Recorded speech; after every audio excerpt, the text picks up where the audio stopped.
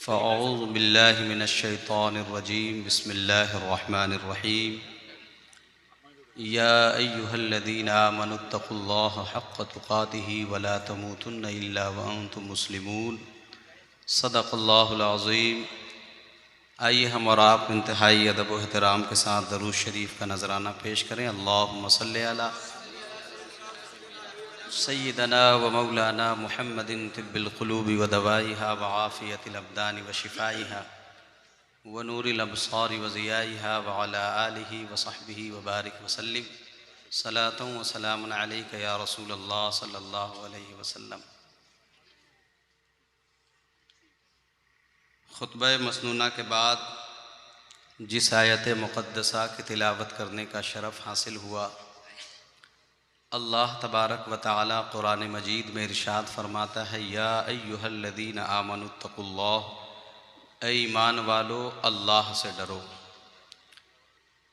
कैसे डरो? हक़्क़ तुक़ातिही, जैसे कि उससे डरने का हक़ है, ऐसे नहीं जैसे कि हम चाहते हैं। वला तमूतुन्ना इल्ला व अंतुम मुस्लिमून, और हरगिज़ न मरना मगर मुसलमान होकर। मुझे कुछ समझ में ही नहीं आ रहा है कि मैं अभी क्या बोलूं। बोले हजरत, कुछ न कुछ बोले, जज्बात। क्या बोलूं मैं आपसे? ठंडक है ना, इसकी वजह से आप बोले, हम लोग हैं ना। अब सोच करके देखिए कि अल्लाह तबारक व ताला क्या कह रहा है। ये एक जो आयत मैंने पढ़ी है, सिर्फ इसके तर्जमे पर गौर कर लेंगे तो तकरीर की ज़रूरत नहीं है। अल्लाह कह रहा मुझसे डरो, और ऐसे नहीं जैसे तुम डर रहे हो। हक़्क़ तुक़ातिही, जैसे कि डरने का हक़ है वैसे डरो। वला तमूतुन्ना इल्ला व अंतुम मुस्लिमून, मगर हरगिज़ न मरना मुसलमान होकर। हज़रत फ़क़ीह अबुल लैस रहमतुल्लाहि ताला अलैह से किसी ने पूछा था, आवाज़ समझ में आ रही है? सुन लीजिए, नात ख़ानी अभी होगी इंशाअल्लाह। अभी मज़ीद आपके इश्क में अभी इजाफ़ा होने वाला है।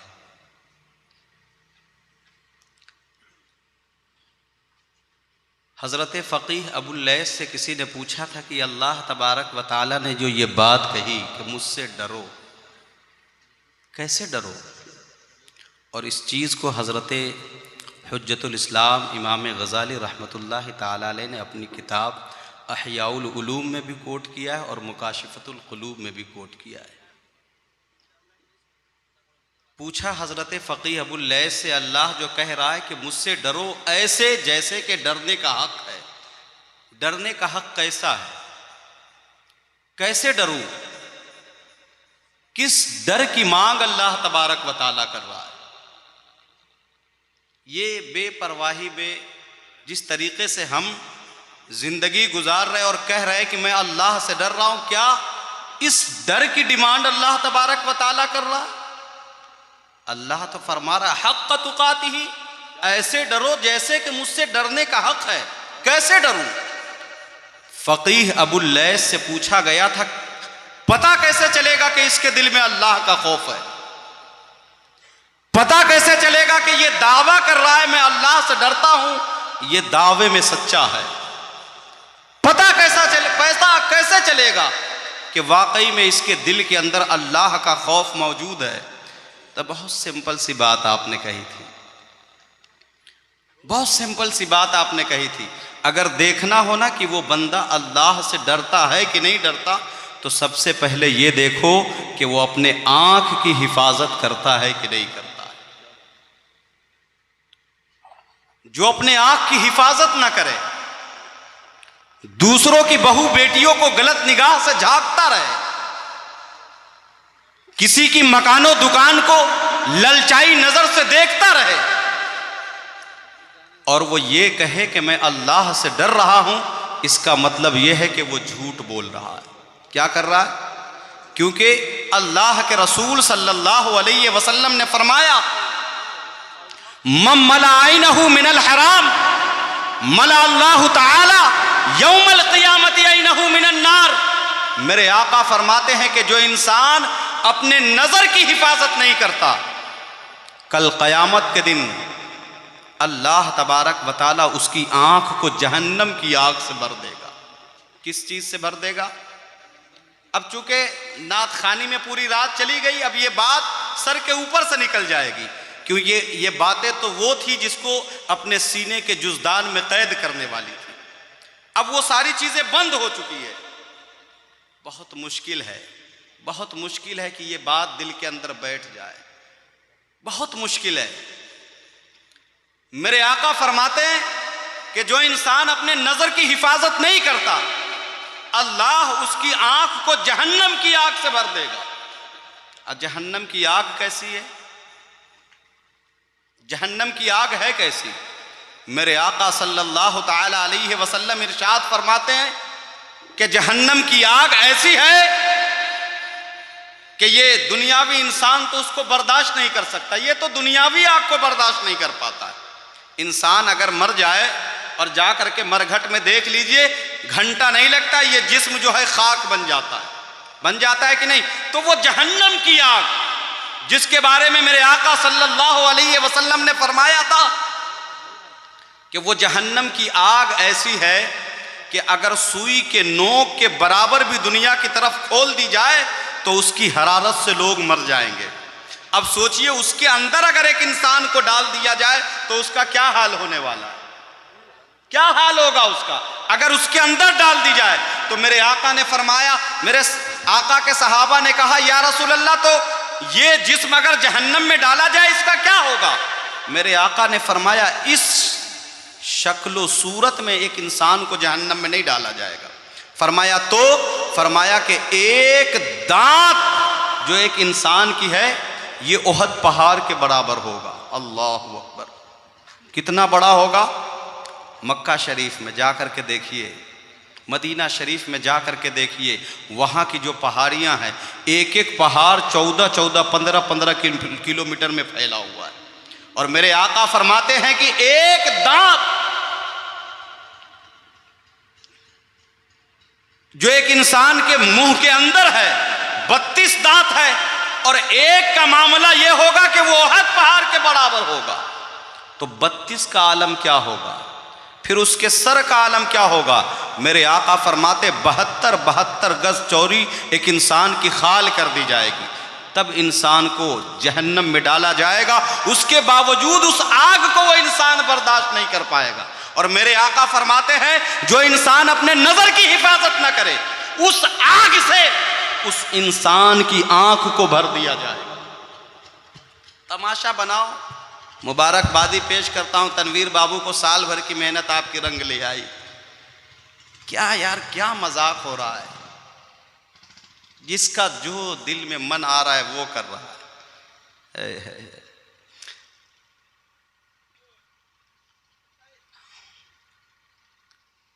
मेरे आका सल्लल्लाहु ताला अलैहि वसल्लम फरमाते हैं कि जो नजर की हिफाजत नहीं करता, और आपको बता दूं, छठे पारे की आयत है, और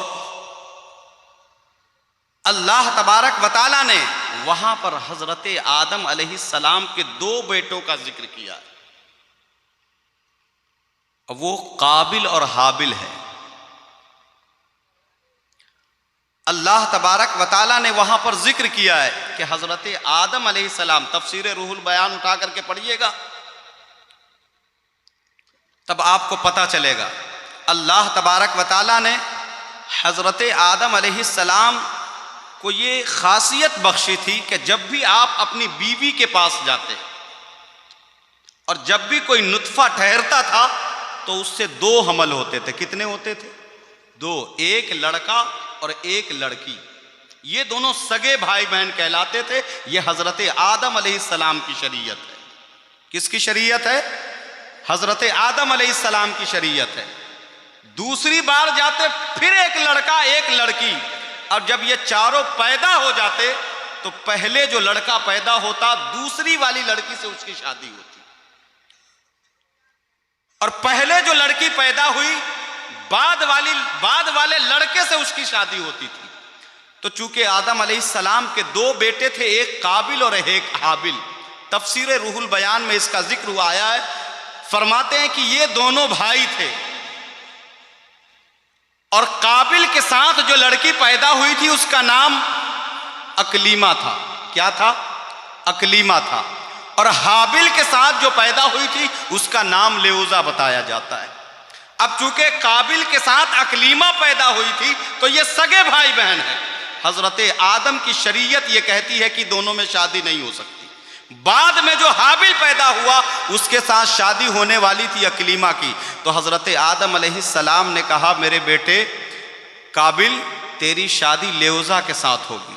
हाबिल से कहा तेरी शादी अकलीमा के साथ होगी। तो काबिल चूंकि नजर का खराब बंदा था, किस चीज का? कहते नजर की हिफाजत करो, वगरना इंसान की नीयत तो अपनी सगी बहन के ऊपर बिगड़ जाती है। और ये कोई कह देना कि ये आप बड़ी बात, ये कुरान में लिखा हुआ है, ये कुरान पढ़ करके मैं आपको सुना रहा हूं। काबिल ने कहा नहीं, मैं शादी करूंगा तो अकलीमा से करूंगा। क्यों? क्योंकि ये खूबसूरत ज्यादा है, हम खूबसूरती देखते हैं।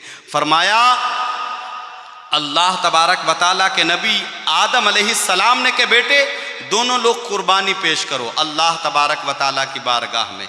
अब चूंकि हाबिल बकरियों को पालता था तो इसने एक बकरी की कुर्बानी दी, और काबिल खेती बाड़ी करता था तो इसने क्या किया कि गेहूं के कुछ बाल लेकर के आए और दोनों ने सामने में रख करके दुआ की, ऐ मेरे मालिक ये अकलीमा जिसके लिए जायज है उसकी कुर्बानी को तू कबूल कर ले। उस वक्त कबूलियत की ये निशानी थी कि आसमान से आग उतरती थी और जिसकी दुआ कबूल हो जाती, जिसकी कुर्बानी कबूल हो जाती, वो आग उसकी कुर्बानी को कबूल लेकर के चली जाती। तो आग आसमान से उतरी और उतरने के बाद हाबिल की कुर्बानी कबूल कर ली गई। इससे ये पता चला कि हाबिल की शादी अकलीमा के साथ होगी, लेकिन उसके बावजूद काबिल नहीं माना। क्यों?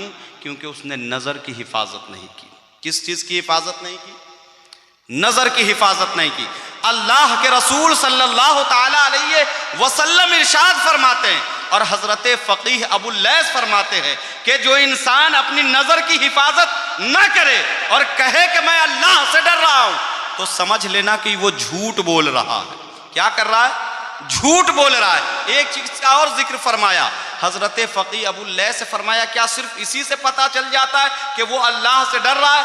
फरमाया नहीं, ये देखो कि उसके दिल के अंदर कितनी सफाई है, उसके दिल के अंदर कितनी सफाई है। क्योंकि अल्लाह के रसूल फरमाते अल हसदु याकुलुल हसनात कमा ताकुलुन नारुल हतब।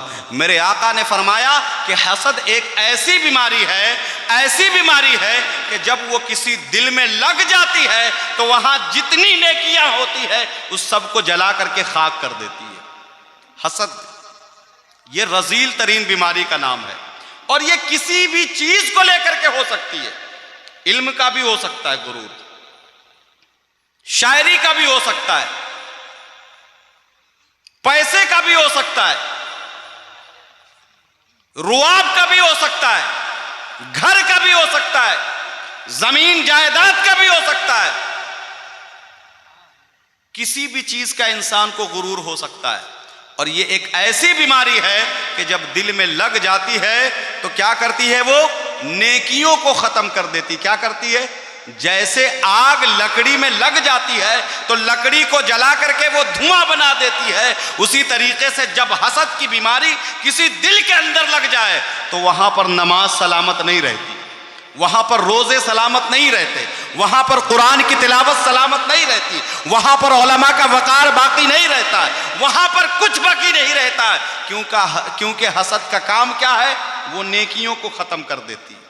नेकियों को क्या करती है पता है? हजरत इमाम गजाली फरमाते हैं मैं जब पढ़ करके फारिग हुआ और बगदाद में जब मैं आया तो सबसे बड़ी मस्जिद का इमाम मुझको बनाया गया। सबसे बड़ी मस्जिद का, जामे मस्जिद का इमाम मुझको बनाया गया। किस मस्जिद का? जामे मस्जिद का।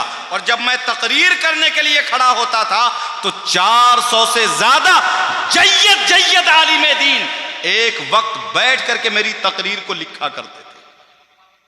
क्या करते थे? अब सोचिए उनके इल्म का आलम क्या होगा।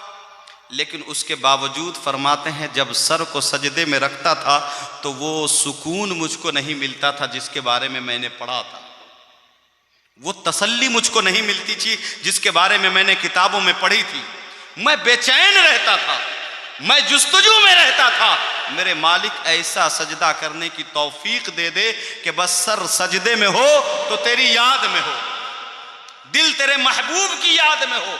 लेकिन जिंदगी खत्म हो रही थी, ऐसा सजदा मुझको मयसर नहीं हो रहा था। तो किसी ने आकर के कहा, हुजूर यहां से चंद मील की दूरी पर एक बुजुर्ग रहते हैं, वो अपने घर में तो झाड़ू देते ही हैं, मस्जिद में वो खुद ही झाड़ू लगाते हैं।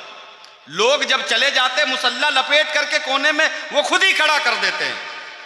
लेकिन एक बात उनके अंदर है जो काबिल गौर है। फरमाया वो क्या? कहा वो ये कि जब वो सर को सजदे में रख देते हैं तो एक ही सजदे में पूरी रात खत्म हो जाती है। तो हजरत इमाम गजाली फरमाते हैं मुझको इसी सजदे की जुस्तजू है, मैं भी ऐसा ही सजदा करना चाहता हूं। तो हजरत इमाम गजाली फरमाते मैं उनसे मिलने के लिए गया। कब गया? रात की तन्हाई में गया। कब गया? रात की तन्हाई में गया मिलने के लिए। क्यों? क्योंकि मैं जामे मस्जिद का इमाम था और वो छोटी मस्जिद के इमाम साहब थे। उनसे मिलने के लिए मैं जब गया तो देखा कि वो इबादत में मसरूफ है। उनको जब भिनक लग गई कि कोई दरवाजे पर खड़ा है तो आवाज दी, कौन है? मैंने कहा गजाली। फरमाया अंदर आओ, क्या काम है? फरमाया हुजूर दिल की सफाई के लिए आया हूं, सजदा करता हूं तो वो लज्जत नहीं मिलती है, इबादत करता हूं तो वो मजा नहीं मिलता है। जिस चीज की जुस्तजू में, जिस चीज को हासिल करने के लिए भटक रहा हूं वो चीज मिल नहीं रही है। तो फरमाया तुमको मिलेगा भी नहीं। क्या फरमाया? तुमको मिलेगा भी नहीं। कहा क्यों नहीं मिलेगा? कहा इसलिए नहीं मिलेगा क्योंकि तुम्हारा नफ्स बहुत बड़ा है। क्या है? नफ्स बहुत बड़ा है। कहा वो आपने कैसे बात कह दी ये कि मेरा नफ्स बड़ा है? फरमाया वो इस तरीके से कि तू मुझसे मिलने भी आया है तो रात की तन्हाई में आया है। कहीं ऐसा ना हो कि लोग ये कहे कि जामे मस्जिद का इमाम एक छोटी मस्जिद के इमाम के पास अपनी इस्लाह के लिए आया हुआ। अगर तू चाहता है ना कि तेरे नफ्स की इस्लाह हो, हजरत बायजीद बुस्तामी फरमाते हैं कि मैं भूखा रहता था ताकि मैं अपने नफ्स के ऊपर गालिब आ जाऊं। मैं रात रात भर इबादत करता था ताकि मैं नफ्स के ऊपर गालिब आ जाऊं। मैं रोजे रखता था दिन में ताकि मैं नफ्स के ऊपर गालिब आ जाऊं। उसके बावजूद मैं जब टटोलता था अपने आप को तो मैं अपने नफ्स को अपने अंदर पाता था। तो मैंने एक दिन उससे मुखातब होकर के कहा कि बता कि इसके अंदर तुझको क्या मिल रहा है कि यहाँ तू पनप रही है? तो नफ्स ने कहा था बायजीद, जब तुम बाजार से निकलते हो तो लोग जब तुमको ये कहते हैं वो देखो अल्लाह का वली बायजीद जा रहा है, और तुमको मसरत होती है, इसी से मेरा खुराक मुकम्मल हो जाता है, इसी से मेरा पेट भर जाता है, इसीलिए मैं यहां से जा नहीं पा रहा हूं। ये नफ्स बहुत जालिम है। ये नफ्स क्या है? बहुत जालिम है। तो हजरत इमाम गजाली फरमाते मैं गया वहां पर, फरमाया तेरा कुछ नहीं हो सकता, इस्लाह करने की नीयत से आया है और रात की तन्हाई में आया है ताकि कोई देख न ले कि एक जामे मस्जिद का इमाम आया यहाँ पर। फरमाया जा, अगर इस्लाह कराना है अपनी तो दिन के उजाले में आना, रात की तन्हाई में नहीं, दिन के उजाले में आना। फरमाया हजरत इमाम गजाली फरमाते हैं कि मैं दिन के उजाले में जाने की सकत अपने अंदर नहीं रखता था, क्योंकि हजारों लोग मेरे पीछे नमाज पढ़ते थे, 400-500 उलमा तो खाली मेरी तकरीर लिखते थे। लेकिन चूंकि मुझको आखिरत की फिक्र थी इसलिए मैंने मस्जिद में इस्तीफा दे दिया। इस्तीफा देने के बाद दिन के उजाले में गया। पता है जब वहां पहुंचा तो बुजुर्ग ने फरमाया कि गजाली आ तो गए हो इस्लाह करने की नीयत से, लेकिन कुछ काम है जो तुमको करने पड़ेंगे। फरमाया क्या काम करना पड़ेगा? कहा फर्ज नमाज जैसे ही मुकम्मल हो जाए फौरन बाहर आओगे, और जितने बुजुर्ग लोग मेरी मस्जिद में नमाज पढ़ने के लिए आते उसकी जूती सीधी करोगे। अल्लाह अकबर। क्या फरमाया? जूती सीधी करोगे। जितने लोग नमाज पढ़ने के लिए आते उसकी जूती ला करके सामने में सही से लगा दोगे। अब बताइए, एक ऐसे इमाम से ये बात कही जाए जो बगदाद की जामे मस्जिद का इमाम हो, आसान काम है? आसान काम है? जो यहाँ 30,000 रुपये कमा रहे हो, 30-40 हज़ार रुपये मंथली कमा रहे हो, अच्छे ओहदे पर हो, उनको ला करके यहाँ पर बैठ, मेरी औकात मेरी पोजीशन तुम नहीं देख रहे हो? जिसकी तकरीर को 400-500 उलमा बैठ करके कोट करते हो, लिखते हो, उनसे ये बात कही जा रही है कि जूती सीधी करने की ड्यूटी तुम्हारी है। हज़रत इमाम गज़ाली फरमाते हैं, चूँकि मुझको अपने नफ्स की इस्लाह करना थी इसलिए मैंने ये ड्यूटी कबूल कर ली। फ़र्ज़ नमाज से जैसे ही फारिग होता फ़ौरन भाग करके आता और आने के बाद जो जूतियाँ लोगों की पड़ी होती उसको सीधी करके लगा देता। और पता है ये काम मुझको 3 साल करना पड़े। कितने साल तक? 3 साल तक जूतियाँ मैंने लोगों की सीधी की। 3 साल के बाद अबू अली फारमदी के पास पहुँचा और कहा, हुजूर अब क्या कोई दूसरा सबक नहीं है? फरमाया, दूसरा सबक है। जितने लोग यहाँ नमाज पढ़ने आते हैं कुएं से पानी निकाल करके उनको तुम वज़ू कराओ। 3 साल तक मैं लोगों को वज़ू कराता रहा। एक दिन एक बुजुर्ग आए, चेहरे पर नूरानियत थी, बाल दाढ़ी के सफ़ेद हो चुके थे। आने के बाद मेरी तरफ देखा और देखने के बाद कहा, गज़ाली। कहा, जी हुजूर। फरमाया, वज़ू के लिए पानी निकालो। कुएं के ऊपर बैठ गए, मैं पानी डालता गया, वो वज़ू करते गए और बाद में फरमाया कि पैर के ऊपर डालो। तो जब मैं पैर पर पानी डालने के लिए गया तो उन्होंने पैर मार करके मुझको गिरा दिया। अब बताइए, इतने बड़े आलिम को अगर कोई पैर मार करके गिरा दे, बर्दाश्त कर पाएगा? लेकिन जिसको आखिरत की फ़िक्र होती है ना, वो हर चीज़ को बर्दाश्त कर लेते हैं, हर चीज़ को बर्दाश्त कर लेते हैं। फरमाया हज़रत इमाम गज़ाली ने कि जब उन्होंने पैर मारा ना मुझको, मैं गिर गया। वहीं पर जा कर के गिरा जहाँ पर लोग वज़ू बनाते थे और पानी वहाँ पर भरा रहता था, कपड़े गंदे हो गए। मैं वहाँ गिरा लेकिन मुझको गुस्सा नहीं आया। क्यों? क्योंकि मैं अपने नफ्स की इस्लाह करने के लिए आया था। मैं चाहता था कि मुझको वो दौलत मिल जाए जो साहिब बुजुर्ग को मिला हुआ, जो यहाँ पे रहते हैं उनको मिला हुआ है। दूसरे पैर पर पानी डाला, फिर उन्होंने मारा, फिर से गिर गया। और मुस्कुरा करके जब मैंने उनकी तरफ देखा ना, तो उन्होंने मेरे पीर को बुलाया, कहा, बू अली। कहा, जी। फरमाया कि ये वही गज़ाली है जो आज से 6 साल पहले आया था? फरमाया, हाँ ये वही है। तो कहा, अब इसको आज़ाद कर दो। फू अली फारमदी फरमाते हैं कि मेरे सर के ऊपर जो अमामा था उतार करके मैंने अपने शागिर्द इमाम गज़ाली के सर पर रखा और कहा, गज़ाली मुझको दुनिया भूल जाएगी लेकिन तुझको क़यामत तक लोग याद रखेंगे। कब तक याद रखेंगे? सूरे ताहा की तफसीर किसी दिन उठा करके पढ़िएगा, सूरे ताहा की तफसीर उठा करके पढ़िएगा। एक बुज़ुर्ग फरमाते हैं कि मैं मस्जिद अक्सा में सोया हुआ था। क्या कर रहा था? बात मुकम्मल कर रहा हूँ क्योंकि आप लोग निहाल हो चुके हैं सुन सुन करके, सुन सुन कर आप निहाल हो गए हैं, आप लोग मजजूब आदमी हो गए हैं। हज़रत इमाम वो बुज़ुर्ग फरमाते हैं कि मैं मस्जिद अक्सा में सोया हुआ था, तो अचानक से आंख जब लग गई तो ख्वाब मैंने क्या देखा कि मस्जिद अक्सा में मिंबर बिछा हुआ है और सारे लोग वहाँ पर बैठे हुए हैं और सदर इजलास मेरे आका सल्लल्लाहु अलैहि वसल्लम है। वहाँ मूसा कलीमुल्लाह है, इब्राहीम खलीलुल्लाह है, इस्माइल ज़बीउल्लाह है। वहाँ पर बहुत सारे अंबियाए कराम अलैहिमुस्सलाम वहाँ मौजूद हैं। पता है, मौजूद हैं। मेरे आका सल्लल्लाहु ताला अलैहि वसल्लम की तरफ नजर गई हजरत मूसा कलीमुल्लाह की और फरमाया, या रसूल अल्लाह, क्या आपने ये बात कही है कि मेरी उम्मत के उलमा बनी इसराइल के अंबिया के मानिंद है? फरमाया, हाँ ये मैंने बात कही है। फरमाया, कोई है ऐसा जिसको आप यहां पेश कर सके? फरमाया कि हाँ है। कहा, कौन है? तो उस वक्त जिसकी रूह को मेरे आका सल्लल्लाहु अलैहि वसल्लम ने नबियों की मजलिस में हाजिर किया था, वो हज़रत इमाम गज़ाली रहमतुल्लाह ताला अलैह की ज़ात थी। और मूसा कलीमुल्लाह ने पूछा था, क्या ये इनके बारे में आप कहते हैं? हाँ पूछ लो जो पूछना है।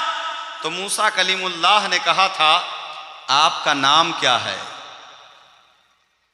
तो हज़रत इमाम गज़ाली रहमतुल्लाह ताला अलैह फरमाते, मेरा नाम मोहम्मद है, मेरे बाप का नाम मोहम्मद है, मेरे बाप का नाम मोहम्मद है, उनके बाप का नाम मोहम्मद है, उनके बाप का नाम अहमद है। इस तरीके से 10 पीढ़ियों के जद्दे अमजद के नाम आपने गिनवा दिए थे, पिछले 10 बापों के नाम गिनवा दिए थे।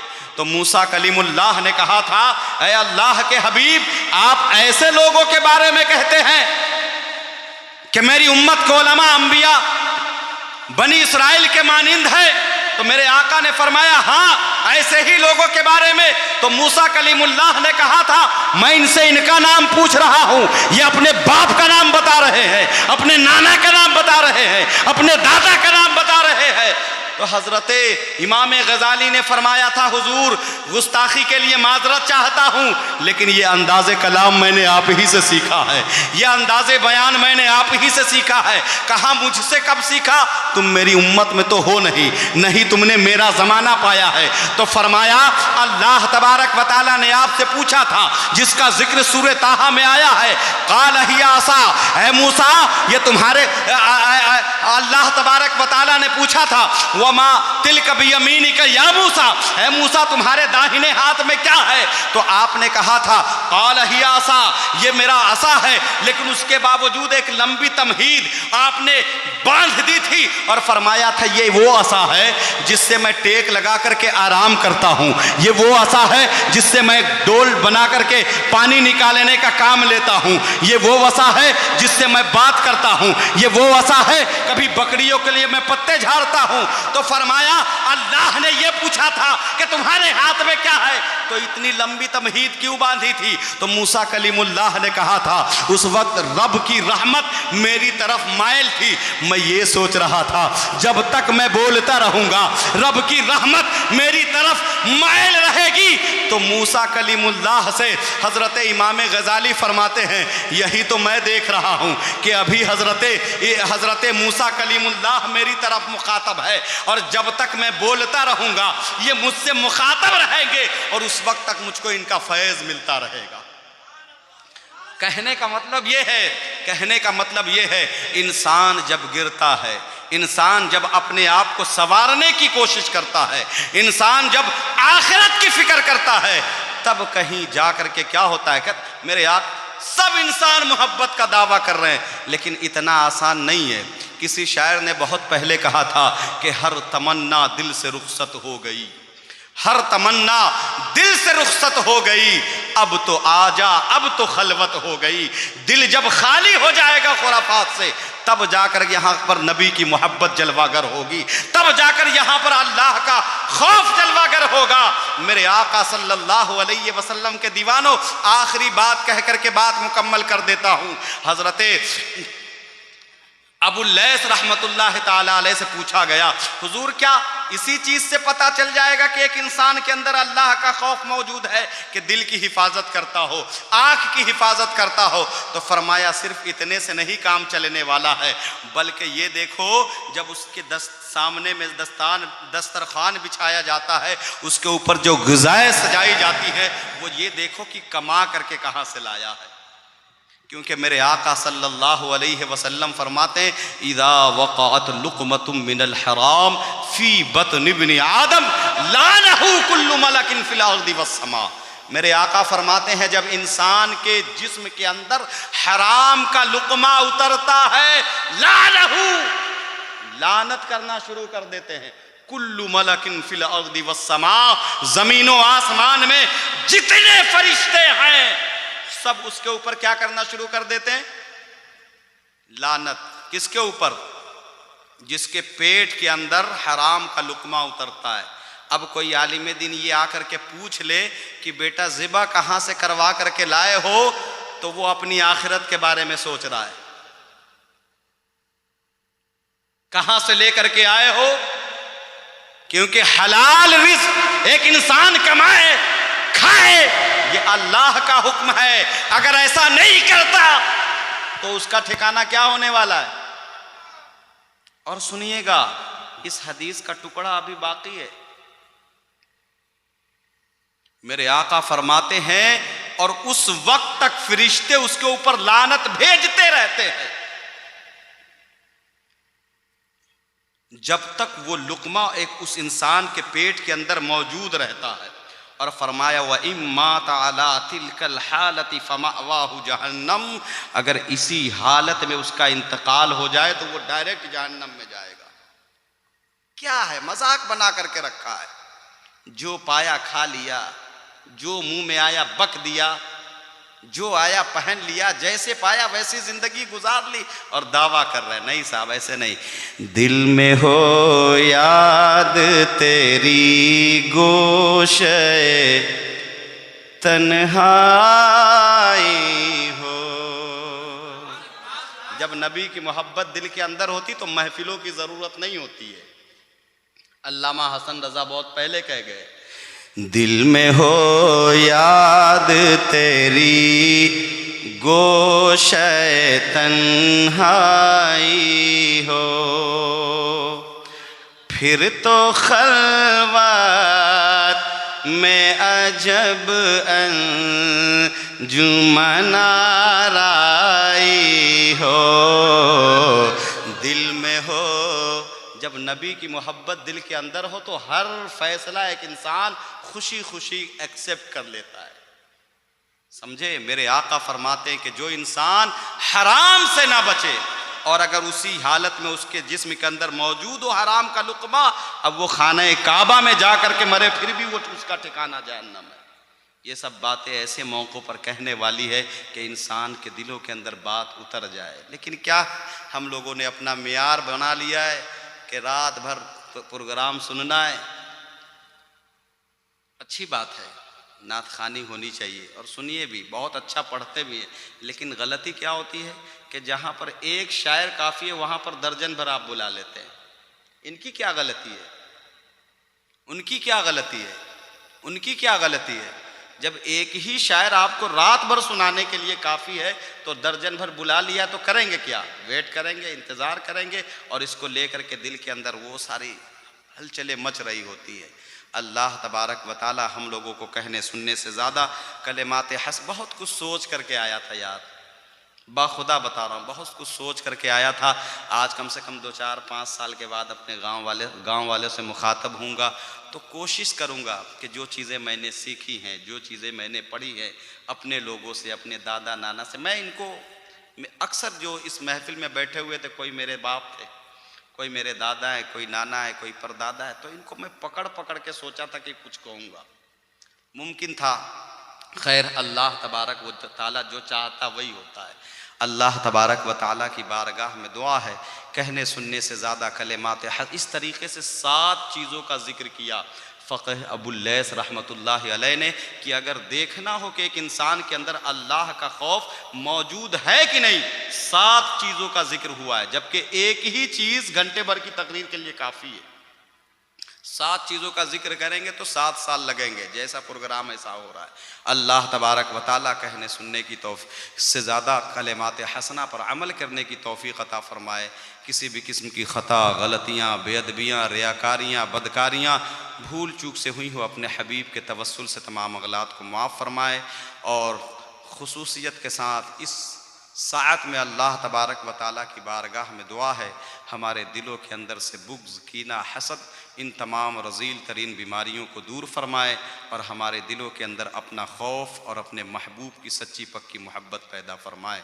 हमारी ज़ुबान से झूठ, ग़ीबत, चुग़लखोरी, उन तमाम कलाम बद को दूर फरमाए और हमारी ज़ुबान पर कलिमतुल हक़ जारी फरमाए।